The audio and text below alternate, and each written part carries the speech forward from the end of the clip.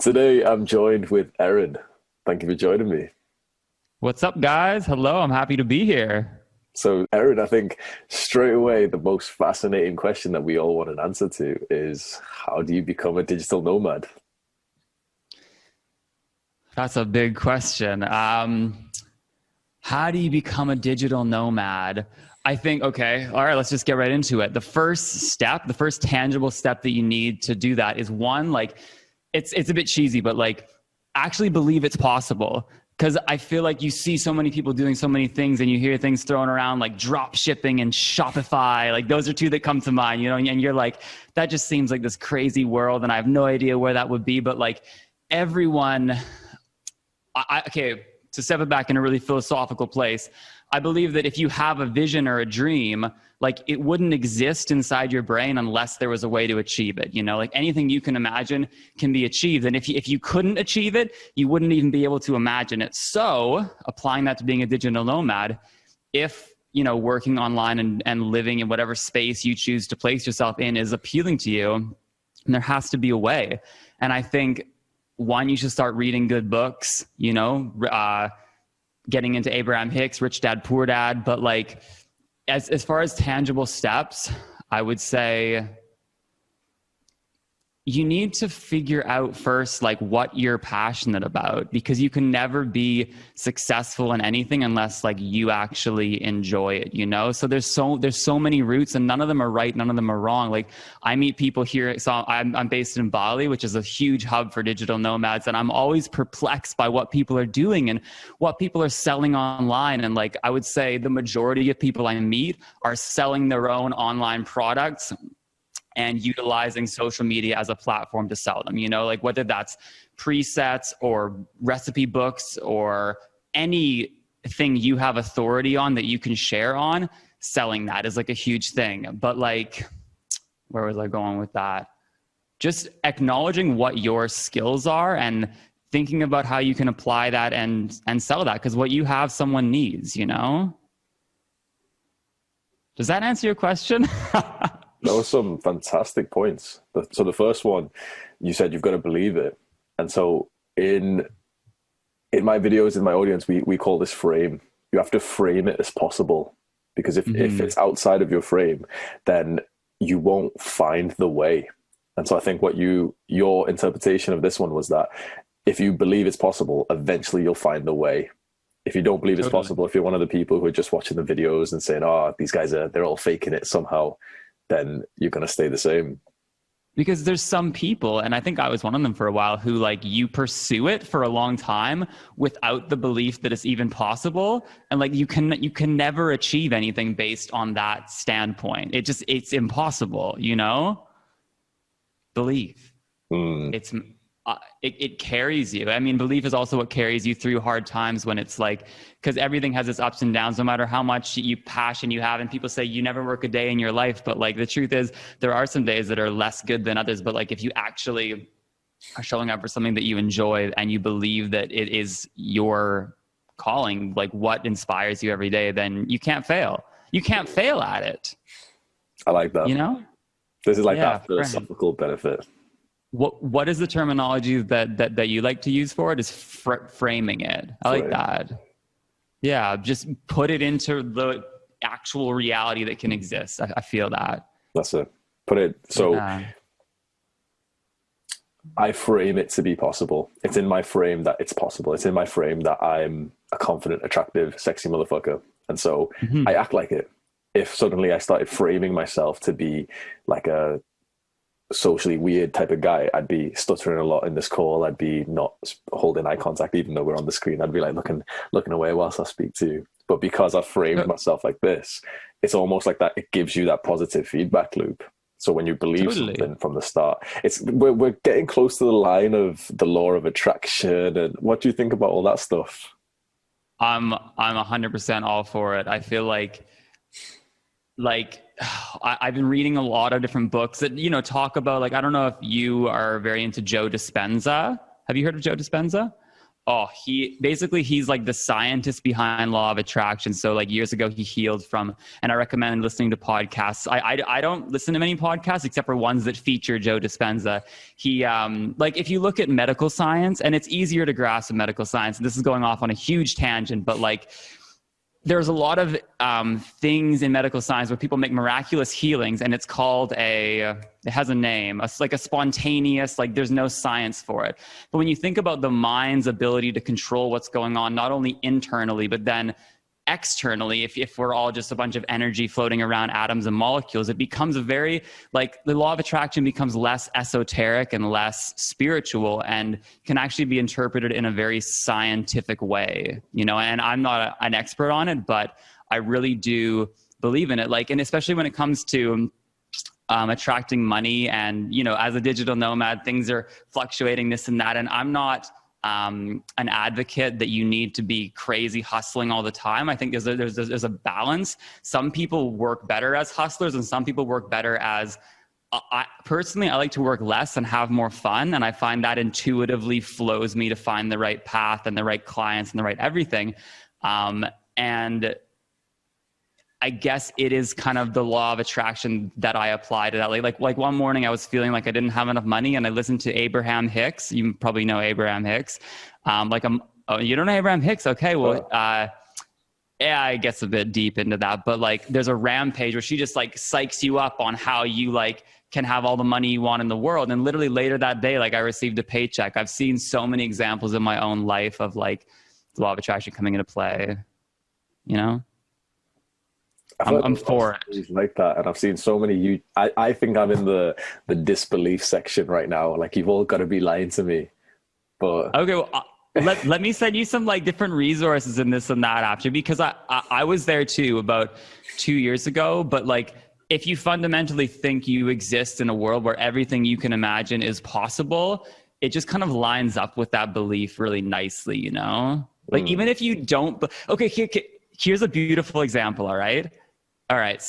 This is a very good way to just understand the principle. Say you want to go on a vacation to Mexico, I don't know, whatever, and literally anything, right? And I tell you the principle, okay, well, what you need to do is meditate on the feeling of how excited you are about going to Mexico, and how you know that since you're thinking it exists in some potential, and it could have already happened. And if you imagine that and feel so good, then you're going to attract that experience to you, right? So I say to you, Hamza, all right, I want you to meditate on this every single day for a week and just feel the joy of it having already happened, okay? Now, say a week from now or a month from now, whatever, nothing manifests in your experience to show that you're on the path to have this vacation in Mexico. What's your feedback going to be? You're going to come to me and say, well, Eron, you made me feel so great for an entire month, and so like I was literally high on life because I knew this was already happening, and it was for nothing. Like, you made me feel so good, and it was for nothing. Like, that's the argument, I find. Does that make sense? That's such a fantastic point. So, like, and apply it to health, apply it to whatever. It's like forcing yourself and allowing yourself to feel good. There's no downside. Even if it doesn't work, you're winning. Mm-hmm. And I think that's how you can engage it, but then you'll notice that it actually does start to work. I really recommend you just try and experiment yourself, you know? Okay. Boys who are watching, go scroll down to the comments and see if I've left an update. After this call, I'm going to ask Eron to send me all the resources. I'm going to dive deep, and then this call is going to be uploaded in perhaps a week or two's time. And so I'll let you know if I'm in Mexico. If not, I'll send you to his channel to dislike his videos. I'm excited. I'm excited to see your feedback. Let's do it. I want to dive deep into it because it's like a different community and a different culture, but it is so similar to the one that me and my audience are in about Frame. Because with Frame, it's about our identity. I've literally just spent all morning writing down my goals, and probably the most important part of that was something that felt so much like the law of attraction practices, where I said that I am already a life-changing self-improvement coach. I am already a life-changing writer. I am already a revolutionary YouTuber. It's acting like I've already got it. Now, you were saying that you feel like you're already in Mexico right now. And that's at least going to help you towards it, because the excitement for it it's going to cause those deep thoughts to come in, and you're like, okay, I'm so Totally. excited because I'm in Mexico right now, and I'm going to go buy the beers, which are $2.50. So how much would I have to have per day? Okay, and you start doing the mental calculations whilst you're going about your day, and that probably does help you get to that end point. Yeah. Even if it's on a really analytical level, like it just literally rewires your brain to physically make the action steps needed because you're thinking from that place where it already exists. Like even, and that's not even on a very spiritual idea. It's just very factual, you know? And I think it's a great thing to apply to your life for sure. That's a good step into it, the factual level, because the books that we're all reading, the self-improvement ones especially, it is absolutely a fact that the more you think about something, the more that something becomes your reality. And so just on this basic factual level, I can see it actually working. And now there's a possibility that all of you people aren't lying, actually, and it has actually worked for you. You have actually been able to manifest your Bali digital nomad dreams. You just take it like from the spiritual everything and bring it down to a really like literally a scientific level of energy and how much we don't know about the universe and all that. And whether or not you believe in this or that, like the application always is like true. You know what I mean? Yeah. So what's your digital nomad story? That's a good story. So I'm 28 years old now. I guess that means I've been out of high school for 10 years and I never went to university. Not knocking university. It's great, but I just thought, to me, and maybe some of you guys watching this will resonate with this, but I do not agree with the system that says when you are 18, you are a baby, you know nothing about life as it actually is living it, and we expect you to make the biggest investment of your life and decide what you want to do for the rest of your life. I feel like I had that insight at the time. And if you want to be something and you really know, great. But I met so many people that were finishing degrees that were a few years older than me that were so excited to do something different. And I was like, why would I do this? It seems like such a weird system. So for most of my life, I just had the travel bug. I taught freediving in Thailand. I worked on cattle stations in Australia. I like worked as much as I could on the road and just traveled forever. But not only did the cycle get boring between like you spend all the money, you go back broke, and it's kind of a low point. You have no social life and you save all the money in some job that doesn't mean anything to you and you keep doing that. Not only was that exhausting, but also I found the lack of purpose to be very like taking a toll on my mental health. You know, like I think when you're not applying, like we all have unique talents and gifts, and when you're not applying those and reaching people and, you know, physically making someone else's life better in some way, we don't feel like we want to get out of bed in the morning, you know? Like the people that are the most excited to get out of bed in the morning are the ones making the biggest impact, putting the most smiles on people's faces. And like you can do that from a standard job that you get from university, and many people do, but many people, that's not the model that really works for them. So, oh, we got a motorbike going by. Oh, I got this mic so you can't hear it probably. But so like 5 years into working and traveling, I was just set on working online. And I finally put it into my reality that like, it's actually possible. Like it was so, I'm kind of a grandpa with technology. I have been my whole life.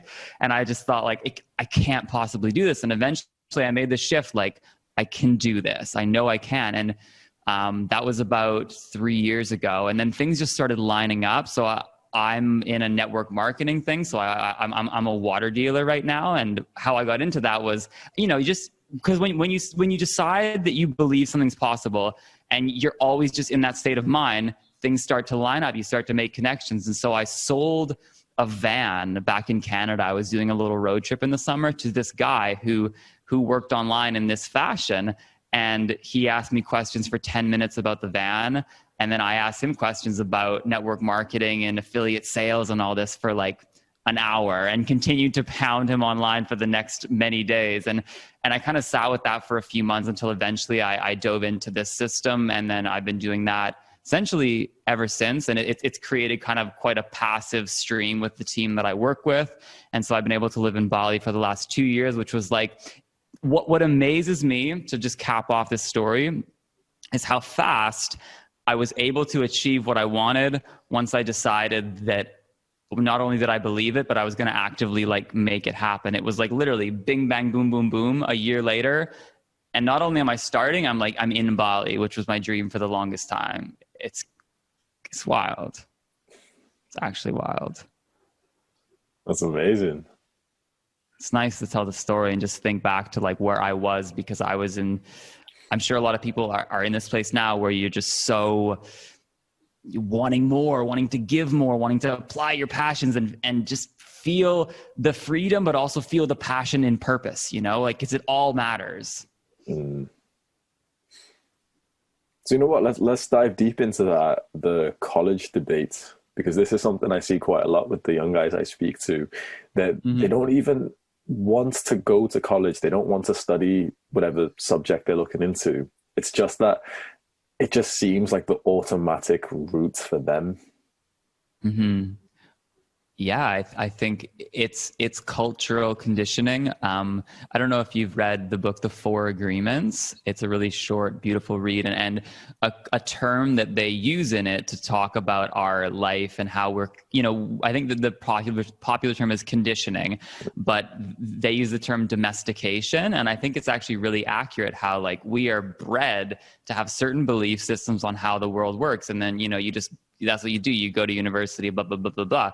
But like, I think it's very factual right now that university degrees are becoming less and less viable of things that are important, especially as we go into this more like digital age and people are doing all these crazy software things that I don't even have any idea how they do it, like these amazing, like kids with amazing minds that are 18 and drop out of high school and they are making so much money doing whatever random thing, like in the 70s, 80s, 90s, it was a viable route. But like, as the world is shifting, I think we just need to adapt with that. And I'm not saying if you want to be a doctor, go to university, but like, I think the best thing to do, no matter what the profession is you want to be absorbing your time with, is to just start doing it.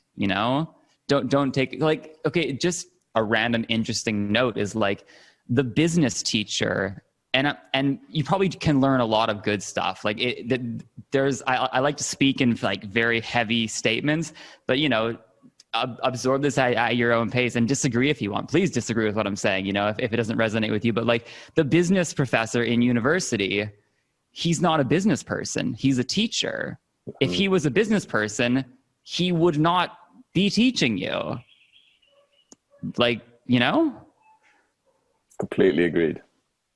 And I agree, it can be fun, but like if you're going to be a musician, like don't go to university for music. It's an amazing experience and totally do it for that reason. You'll meet cool people, make connections, but like just start playing music. I heard from like Ed Sheeran's dad. Ed Sheeran was saying his dad said that like, if whatever you're doing doesn't need a degree, then don't get a degree. Just go do it, And there's lots of stories like that, or like James Cameron, or, I don't know. I can't think of any examples, but like, that's kind of my stance on it. I'm very pleased that I didn't go, just because, and also the age thing. Can we talk about the age thing? Like, if you know nothing about life at that age, how can you make a decision that's that impactful? Like, you've been asking for permission to go to the toilet, like asking the teacher literally just a few weeks ago, and now it's like, okay, time to put yourself into debt. And also like the amount of debt versus like the amount of, I don't know, people are it's such a funny world we live in, like to 20, 30, 40,000 pounds for university, but like people starting their own businesses, making small investments, 1, 2, 3, 4, 5,000 pounds. Like people are like, whoa, like hold up, that's crazy. But then when you go to university, it's like, yeah, fuck it, who cares? All the money, just throw it away. I know, honestly, I've been that person too. Because of how conditioned it is, because it seems like this streamlined process from high school. In here we have high school, college, university. It's like a straightforward line. And so it's almost like, if you're one of the dumbasses like me who was 18, who didn't really know what life was, you just went into it because it's just the normal thing to do. And anyone who didn't really go into it, it was almost like we had somewhat of a bad view of them, like, oh, they're not pursuing education. But honestly, in the 4 years that they didn't go to university, they learned a lot more than me. if you're going to be one of the top students, if you're going to be studying for a degree that you absolutely need for the career that you love, fantastic. Go it and enjoy it. You're going to get such a good use out of it. You're going to make the connections. If you're going just because it seems like the right thing to do, you're going to be one of the students who doesn't go to the lectures, who just stays up late, who's literally just going there to party. And that just takes you further away from your purpose in life, because it just gives you more time to float, you know. Maybe as well, like in late high school, we're not given so much like really good direction on like what we can do and how we can apply our lives. So like, to me, I'm surprised I didn't go to university, because I didn't know what I was doing out of high school. And it gives you a chance to, just keep like making no choices. It's just the easy thing to do. It's just the natural. And I mean, I'm sure you wouldn't regret going to university, and I'm sure most people don't, because it makes you who you are. But it's just like from this point now, like looking at it, that's just kind of where it's at right now, you know. That's the tricky sure it would have debate. been fun though. Yeah, that's the thing. It's fun. I look back with gratitude, and I look back that I'm so glad I went, just because of, you know, the person I became and everything I experienced, and because I'm at a point now where I'm completely happy with my life. And so that must have influenced this. But obviously, when you look at it in that analytical, you look and just say, was it a good investment? Was it a good choice? Imagine 4 years of starting this business earlier. That would have been insane. I mean, the best time to plant a tree was 10 years ago, and it always will be. I meet some people in Bali traveling around who are 18, and I'm like, damn, I wish I had the balls to like just go out nuts when I was 18 and really explore the world. Like, but people are becoming more and more, I think, aware and educated in that sense on the options they have available, which is good. Because if you want to go to university, do it. Like, if that's what you want to do and for like a reason, then heck yeah, do that. But, you know, it's just about having the awareness that you have a choice. You know? So let's say, in terms of a random guy wanting to be a digital nomad, what are some mistakes that he probably would make unless he listened to you right now? Oh, okay. I would say two things. One is just whatever you're doing, don't do it because someone else is making tons of money. If you do anything only for the money, then I don't believe you can succeed, but I don't think you will. You need to do something that in some way elicits a passion in yourself.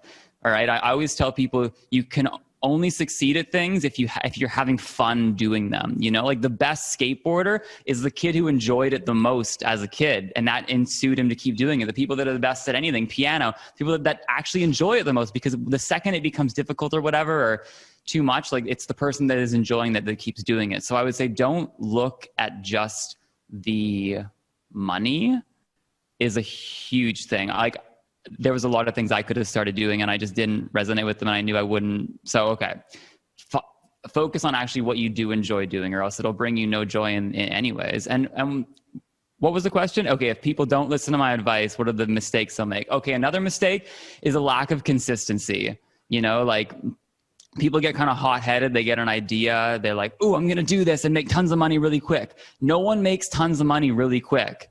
You know, when I first started network marketing, I was probably in about 3 months before I made my first sale, you know? But then it's like, once you do it once, whatever it is, whatever your product is, however you're creating sales or generating an income, if you do it once, you can do it again. And you learn, like, if you're starting from scratch, like, you can't expect to be a millionaire overnight or even 1,000-aire overnight, you know? So I would say consistency. Here's a little analogy, okay? If you were going to drive, let's go UK. If you were going to drive from Manchester to London, right? You wouldn't start in Manchester, drive so close. You can see the sign that says like London, 30 miles, right? You wouldn't get to that point and be like, I've been driving for, I don't know how long it takes, 7 hours, and I'm still not there. I'm kind of starting to have disbelief that London even exists at all. So I'm going to turn around and go back to Manchester.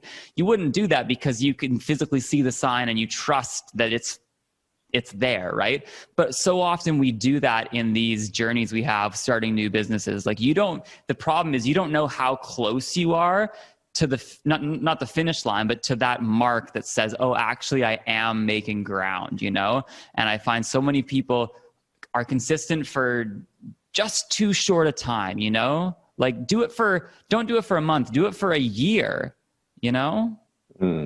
That's a fantastic point. But then what would you say in a practical sense when we don't have that signboard, when you don't have the feedback loop, and you've been driving for 7 hours and there's no signboards? Well, you're right though, because that's a good point. Like there is a time when quitting is the best thing to do, you know? I mean, that I think comes on a really intuitive level. I think like if you are one, you know, we don't learn anything on our own usually. Like if you're learning from people, like learn from people who have what you want, take advice from people who are doing successfully the thing you want to do. And that's obviously a good point of reference because you can ask them questions, or even if you can't, like you can just think like they are doing this. And if I am passionate and if I'm enjoying this, I should keep doing it. You know, if you're not enjoying it and you're having trouble seeing others with success, then I tell people I work with in, you know, different avenues of the business, like it's okay to be a quitter. Like if you never quit because the going gets tough, but if you are not, okay, so here's an example in terms of like university degree. Maybe you've gone to university for 4 years and that's a huge investment of time and money. And you're like, well, I have to do this now because I've invested so much into it. But just weigh it against how much time you have left, right? Because that's how much time you have left on this earth. And if those 4 years isn't going to make you happy for the next 70 years you're going to be alive, then that 4 years becomes actually a very small amount of time, you know? And so that's why I tell people, like, it's okay to be a quitter. It doesn't matter if you spent 10 years learning something. If it does not make you happy anymore, quit. You know, but just don't do that because it's fear or like you're unable to push yourself or leave that comfort zone. You know, it's just, I think when it comes to whether you should stay consistent when there's no signposts becomes radical self-awareness. And I think we all have that intuition. I don't know. Would you agree? It's hard to advise for someone else. And we almost counter the whole hustle culture of never quit, guys. Don't you ever quit. But I've quit a lot of things. And because I quit them, because, you know, I went through the original drop shipping and the writing ebooks and, you know, make money online stuff. So I was trying all of it. And it was your original point then for the mistake that you've got to do something that you actually enjoy. Because eventually I got hit with that philosophical moment where I kind of started to believe that I could make money with anything if I put my mind to it. So what did I actually want to do? What was I actually enjoying? Did I want to wake up and do drop shipping for 8 hours a day, or would it be something else?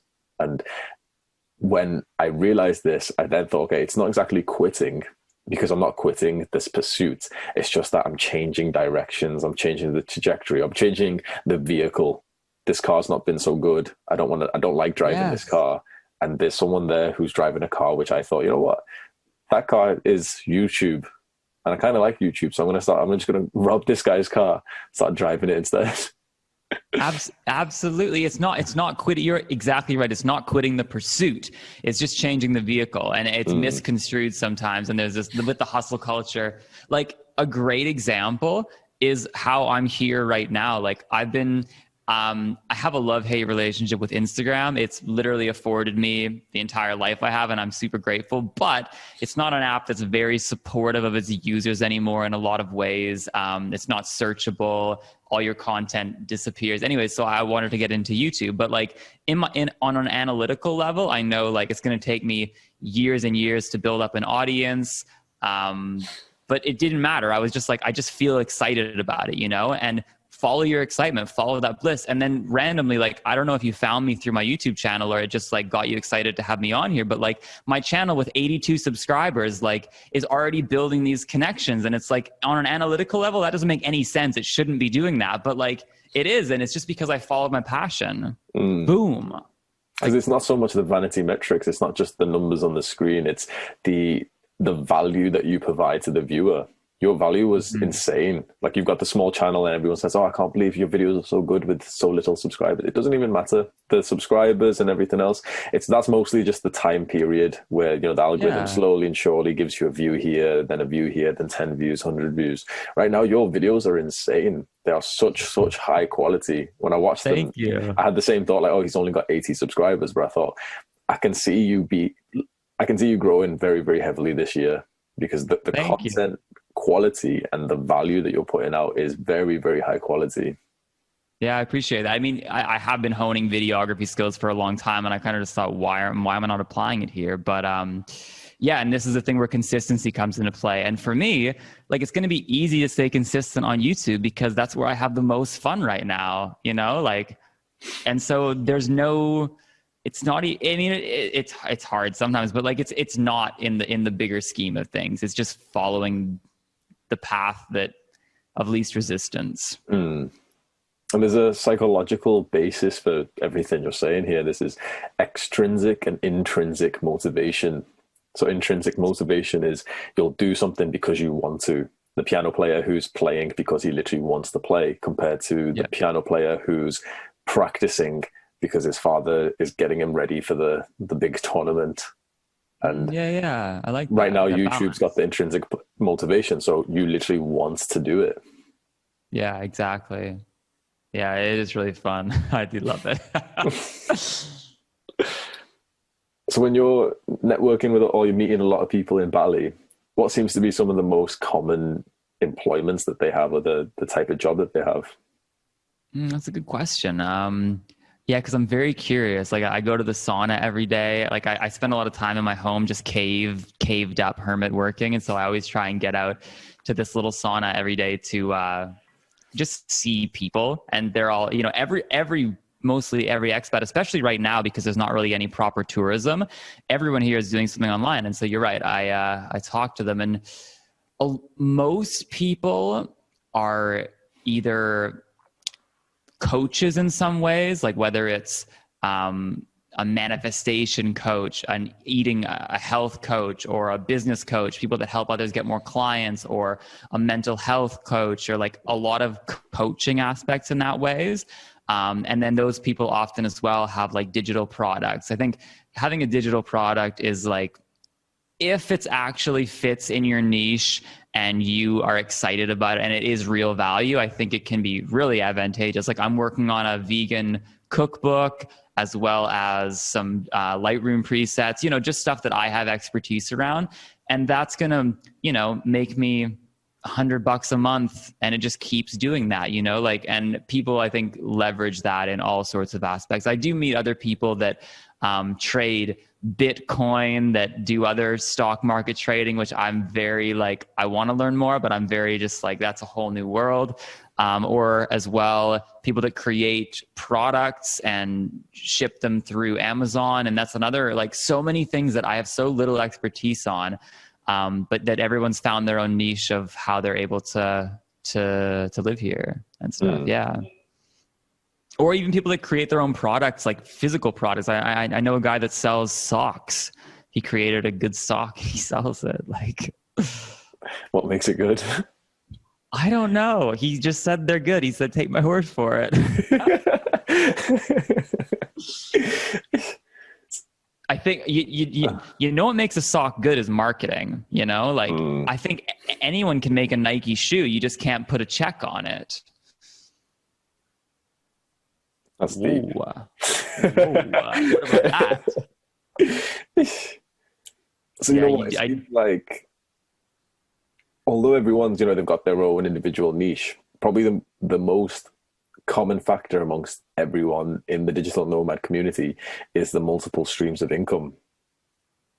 Yeah, I think that's definitely very advantageous, and it being passive as well, because it depends. Like, if you're one of those people that loves to hustle continuously, or if you, like myself, prefer to have more fun and just be a little bit more intuitive. When you create products that allow you to make that passive income, it's just like because I find I'm always reaching for new avenues and new ways I want to create an income as I'm more inspired and this and that. And if you always have one rigid thing that you're doing, which can be like, you know, you have a rigid thing for a year or two, but you'll find that after a while you do want to expand. And when you created passive situations, which is usually digital products, it just like helps you not stress about money. And doubling back to like law of attraction principles, like if you're, and again, you can apply this on a very analytical level. If you are someone in a situation where you're stressing about money, you're not going to be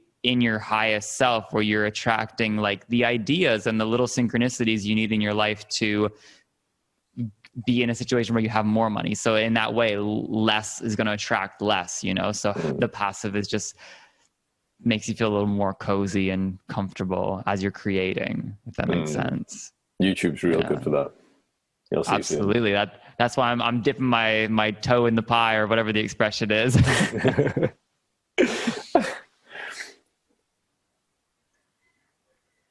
How much does it cost to be a expat?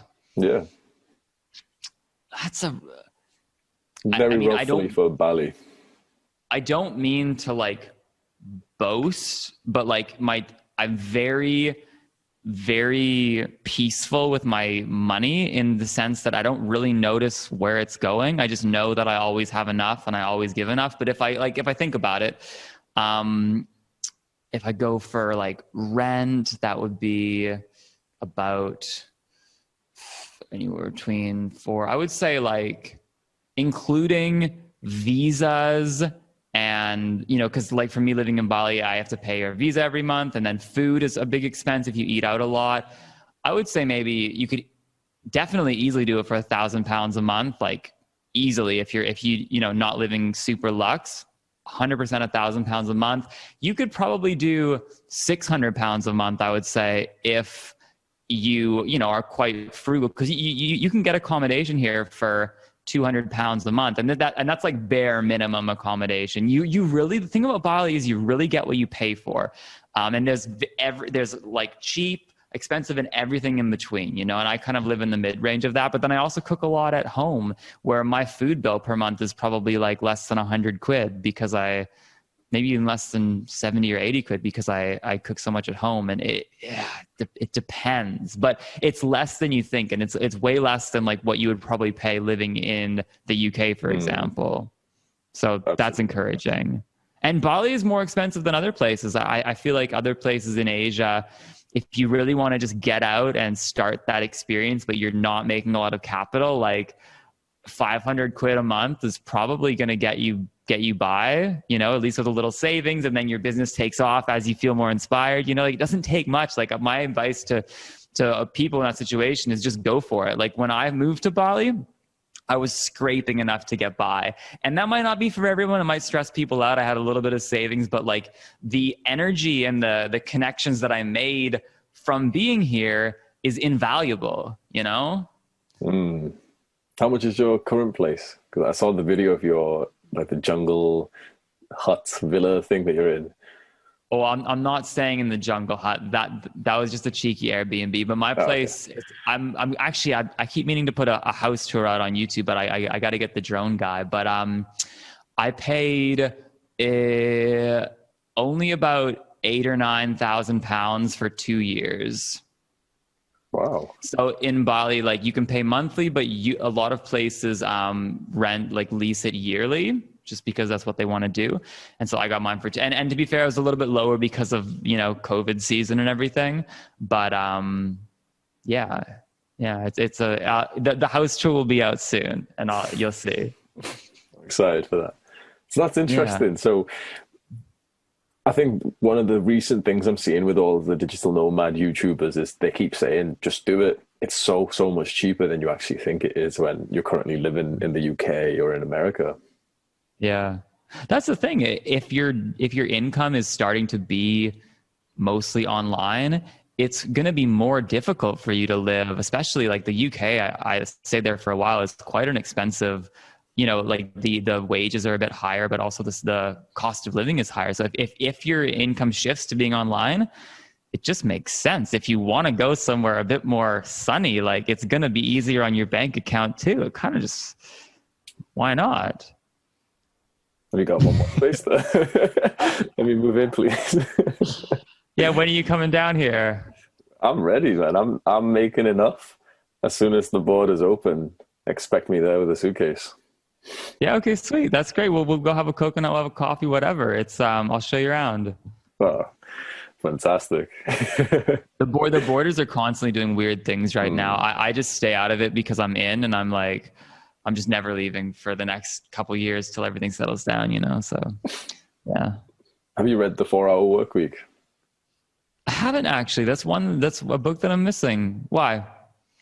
It seems to be like the Bible for the lifestyle design, digital nomad.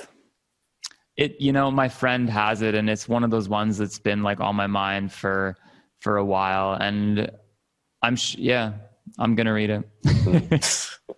You'll find you probably actually Tim Ferriss. He has a podcast, doesn't he? I've heard tons of good things about. Like a lot of people I work with that I coach, that they love Tim Ferriss, and I'm kind of like, yes, I gotta get into Tim Ferriss.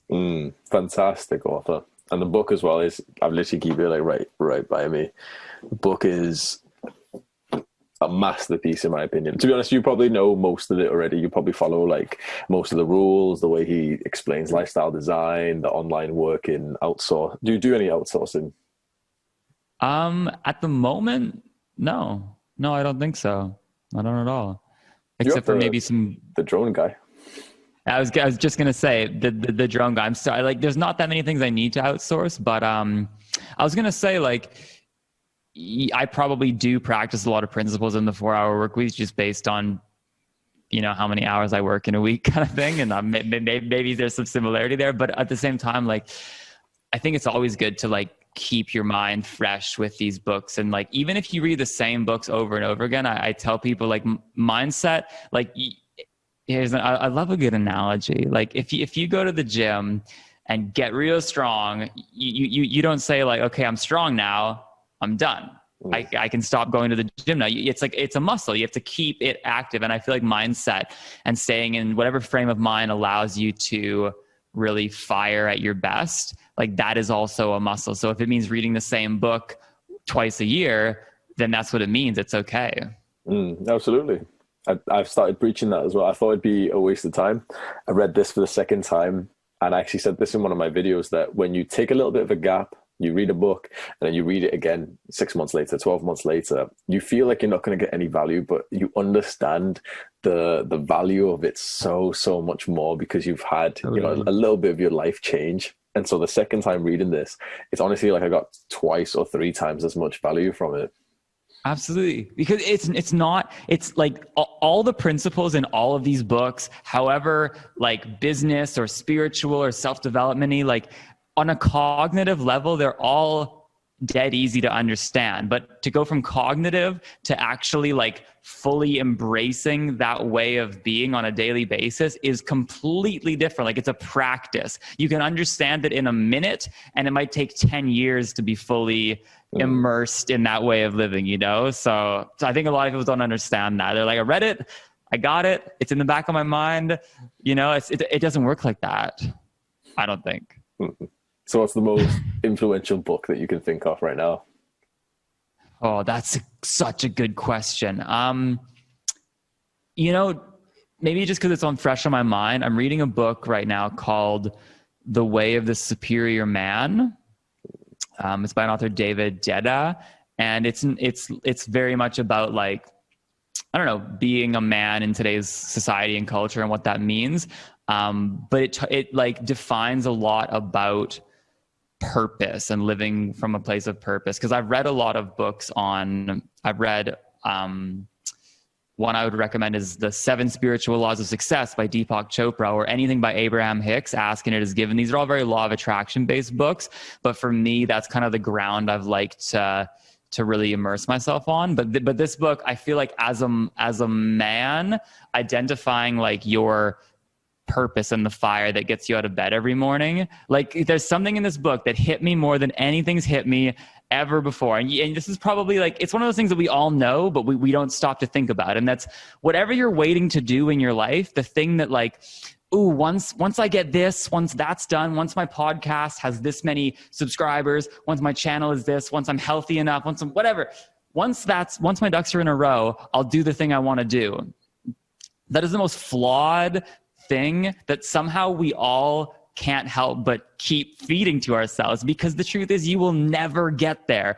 Like people do preach like, you know, start messy, start before you're ready, but like you really need to, it's not even about starting whatever project. It's about literally like the thing that brings you the most joy, hanging out with your dog. Like you need to start doing it now, because otherwise you never will, because we never allow ourselves to have 6 months, a year in the future where we're just free of all of our commitments. If we were, we'd be super bored and kind of like lethargic and depressed, because we need that engagement, because we want to do something with our lives. But to wait for everything to be in a line before you do the thing you love doing is, I think it kills people.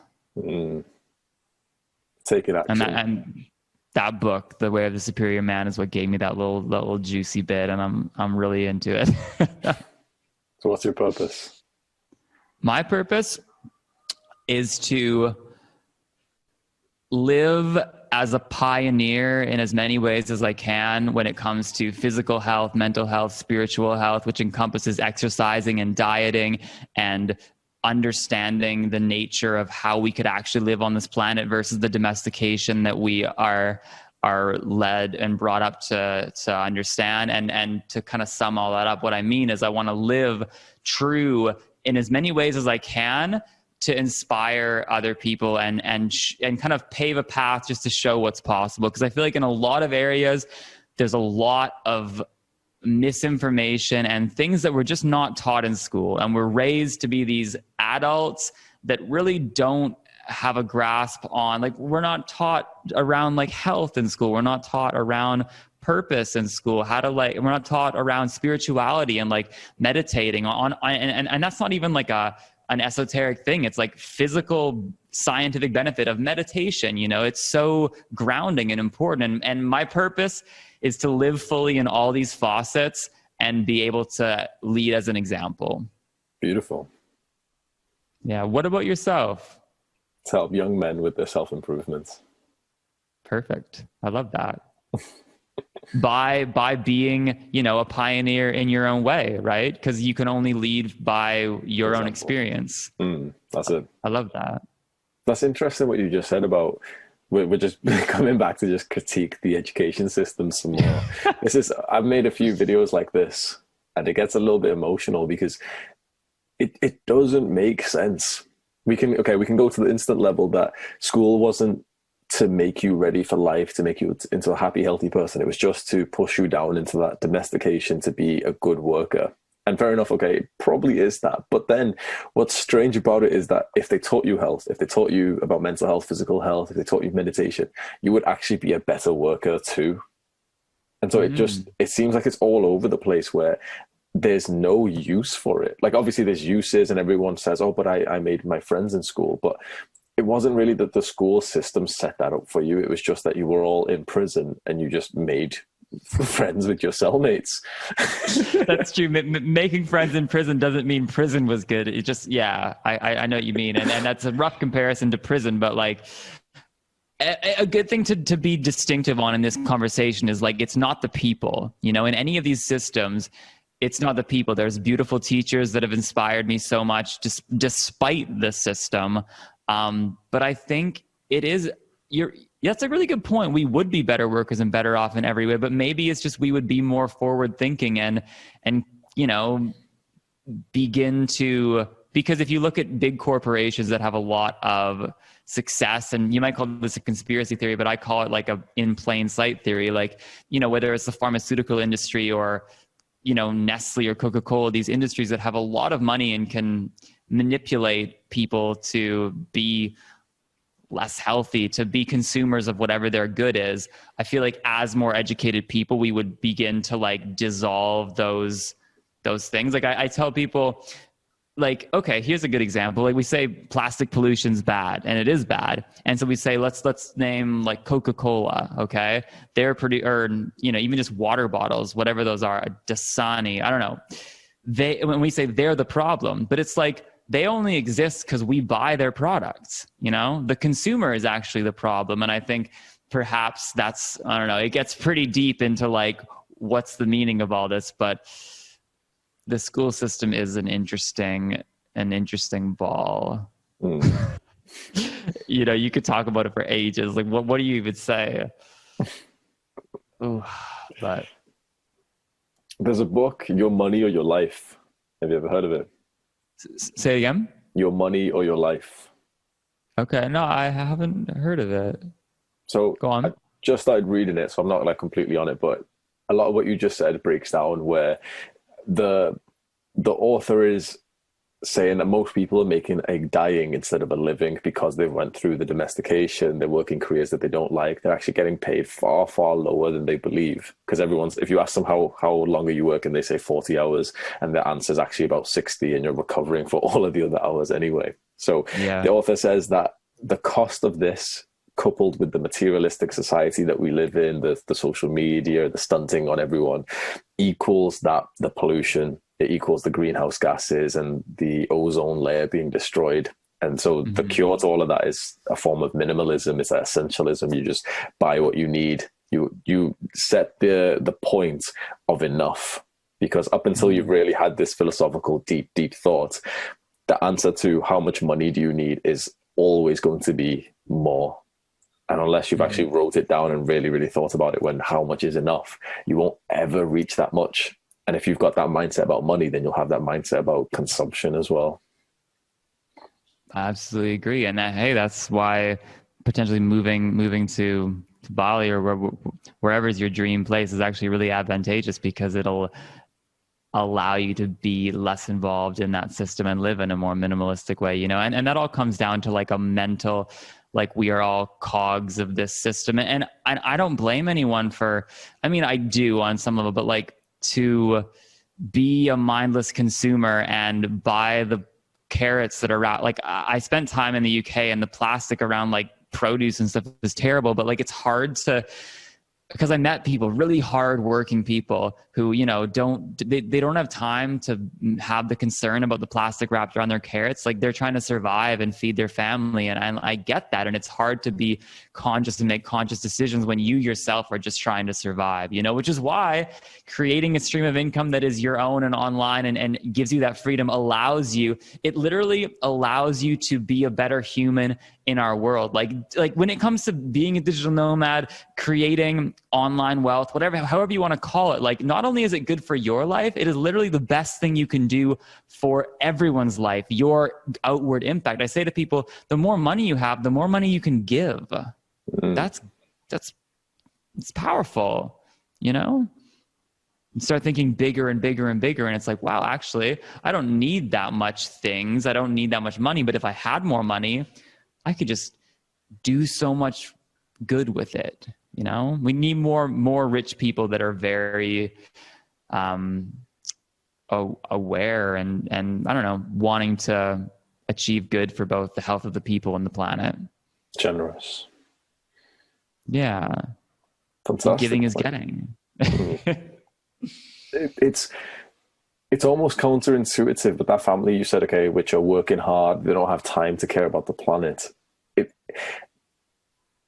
If they suddenly cared, it would almost be like they'd instantly be more successful. Potentially. I mean, because you carry your heart in everything that you do, and it's impossible to like, I don't know. It depends on if you're made aware of the decisions. Like I spent some time in India, and people would I remember on the trains, people were just throwing everything out the window. It's like, I think if you have no awareness that there's anything even wrong with it, then that's different than like being like, I'm aware that this isn't really the best thing to do, but I'm going to do it anyways, you know? So that's where like education comes in, that like, you know, you need to make more conscious decisions. I mean, it's kind of everyone's obligation when it comes to like the world. I mean, if you love your children and your grandchildren, you need to think eco-friendly. It's, it's selfish not to, because it's not your life that's going to be impacted by it. It's the life of generations in front of you. And this is it gets deep. I love talking about all these topics because it's like, what could be more important than the health of our planet? If I was hearing you talk just a few years ago, I'd what is he talking about? Doesn't even make it. Who cares about the planet? But just because of this self-improvement, I think honestly, when you get into self-improvement, at a certain point, you naturally go into this lifestyle where you now actually start caring about the environment. When your needs aren't being met, any type of need, you can only focus on that need. When you focus on self-improvement, you fulfill those needs, and then you get a surplus. And with that surplus, you enjoy the extravagant lifestyle of having more muscle than you need, more confidence than you need, more money than you need. But eventually, if you keep staying on self-improvements, it's like you've got so much enough that you automatically start giving back. You automatically start dispersing the extra around you to your environment, to your family, to your friends. That's what I've been telling the boys who watch me on YouTube, that when do you know Maslow's hierarchy of needs? I think I've heard of it, but refresh me, go on. It's like a psychological basis for humanism, which is like a pyramid, and it's got different levels. And on each level is a list of needs that you not really must, but should usually be fulfilled before you can almost move up to the next level. So we've got like physiological needs, which is sleeping, eating, drinking, sex, and then it goes into health, diet, food. It builds up into there. Then it goes to creativity and community and friendships. Okay. And for most people, I find that who don't really care about the environment, don't care about their fellow man, they're stuck in these levels. So the most common one that I see is just a bunch of young guys who, quite frankly, they're not getting laid. And so that's literally all they think about is, Hamza, how do I get girls? Can you please tell me how to get girls? When purpose is up here. And so they can't really think about what the purpose of their life is, because a basic need isn't being met. And so obviously up here as well, they can't think about the environment or the world. So what is the name of that again? I want to look it up.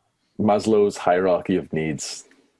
Maslow, and I'll try needs. No, that's a really, that makes a lot of sense. I really like that. My experience of that has been the journey of when you start entrepreneurship in whatever capacity, it's all about yourself, which is natural. Like, you deserve to have everything you want in life, and understand that actually what maybe everything you want now isn't actually everything you want in the future. It's obviously a lot simpler, but like, you start by fulfilling yourself. And then my experience was I did that for a year, and I got there and I was like, whoa, I'm here now. And I kind of went through a little lull of like, I don't actually really feel that stoked anymore. And then that's when I realized it's not about me. It's about like what I can do serving others. And I think getting to that step sooner is advantageous in so many ways. I heard a quote, maybe you've heard this, like, your income will always be decided, like it will always be based on how many people you serve and how well you serve them. And obviously, to get to that point where I was in the lull, I must have been serving people, but like, it wasn't my baseline intention. And now it's really become that, and it gives you a lot more satisfaction. You're right. Then once, like, it's the same as that Maslow's hierarchy. It's like, once your needs are being met and then exceeded, you can do more good. And that just shows, again, the obligation of why it's so important to work on yourself, because it's ultimately the kindest thing you can do for others. Whoa. Well said. Can't pour from an empty cup. There's so many expressions for it. Like, yeah. That's exactly what it is. You do self-improvement for yourself. You fill your cup up, and when your cup starts overflowing because you've put enough investment into yourself, you almost automatically just start pouring it into other people's cup. Otherwise, it's almost wasted. Now, some people with the bad mindset would happily waste it without really thinking that the waste could be given to someone else. Some people will stay like that. And I think those people are the ones that are really depressed, and like the billionaires that are, terribly, because money does not create happiness. It creates an abundance of freedom, but like, you do need to make that switch between living for yourself and living for others. And I feel like that's like the reason for that. That is purpose. Like, that is the root of purpose, is how you can serve others. And yeah, it's good. It feels good to do. make that impact. And entrepreneurship really, really couples all this together. I've been thinking that entrepreneurship is like self-improvement, but for everyone else. Instead of focusing on your own needs, you you ease a pain point or a problem for other people and somehow just monetize it. Exactly. That's all you're doing. You're fixing problems. And we all have a unique skill set that gives us the opportunity to fix people's problems. And that's the great thing about this. Like when it comes to your niche as how you want to create money online, is that your gift is your uniqueness. No one else has the same skills and can fix the same pain points and therefore earn an income serving others in the same way as you. So like, I think okay, that's another thing I think a lot of people think is like, everyone's doing it. Like there's not enough room for me, but like the fact that you are you gives you space, you know, like you wouldn't have the thoughts if they could not be realized. I physically do not think it's possible to have a goal or an intention in mind that is a true intention. It's not driven by ego or like, I want to live on Pluto. Like it's a real heart desire. I don't think you can have one of those that exists that isn't possible. That's what I think. I'm a dreamer. I'm a big dreamer. Okay, Eron, one last question. Imagine a 21-year-old. He's feeling low. He's feeling directionless. And he'd like to have a life similar to you. He'd like to, if it's possible, become a world traveler. What advice would you give to him? Oh man, like I'm thinking of myself in this situation, you know, because I was that exact person you just described. I would say, you put me on the spot. I would say, start doing everything. Like if you are 21 years old, which we all have been, unless you're younger than that, because you haven't been that, whatever, then you are so young. And this is a tidbit. I really like Gary Vee. I'm sure you know Gary Vee. It's like if you're 21, you can do everything wrong for the next 10 years and still be ridiculously young. Like even if you're 25, 26, you can still do everything wrong for the next 10 years. There's never a point in your life that it's too late to get a safe career, a safe job, a safe whatever, you know? So people have this idea that you need to figure everything out in your 20s. The 20s is when you need to experiment and try everything so that, you know, you can fit. And to be fair, you don't need to fail at a lot of stuff. I kind of rolled with the first thing I started doing, and it's been my breadwinner ever since I started, you know. But like, even if you do fail for 3 years at a thing, and then you move on to another thing, like just do that. Just start doing, start failing, start trying. And within that, you will move closer and closer to the success that is inherently your birthright. And whether that takes you a month or 10 years, like, there's nothing else that could be worth living for than that. Like there's nothing else worth anything more than you waking up every day feeling like you understand your purpose. And within that also, Mr. 21, Eron, you know, young guy, like read books, surround yourself with good people, go travel. Like don't listen to like the way you have to live your life. Like be free, be wild, follow your bliss. That's what I would say. But just start doing. You said start failing. I love that. Yeah, start failing, like, and just keep going. Be consistent. Just keep going. Like, there's nothing. If you're not doing that, I say this to people, like, if you're not doing that, what are you doing?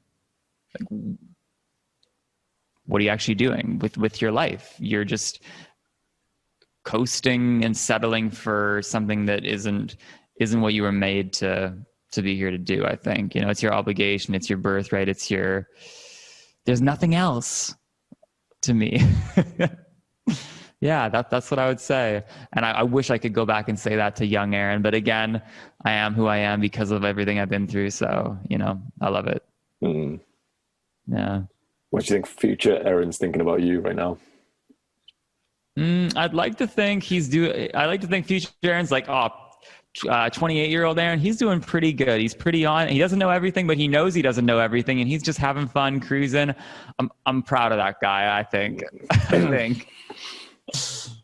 Yeah. Honestly, that's the point of self-improvement. Just do things for your future self.